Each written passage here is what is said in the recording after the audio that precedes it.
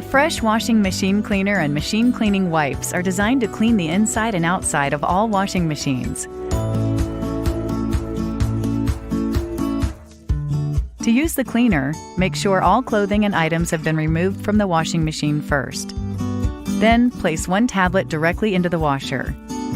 Next, select a normal or heavy cycle with the hot water setting. If your washer has a clean cycle, then select clean. For machines with a noticeable odor, run 3 consecutive cycles, using one tablet for each cycle. And be sure to use once a month to keep your washing machine looking like new. Cleaning the outside of your washing machine is easy too. Simply remove a wipe from the pouch, making sure to reseal it. Then, wipe the machine using both sides as you clean.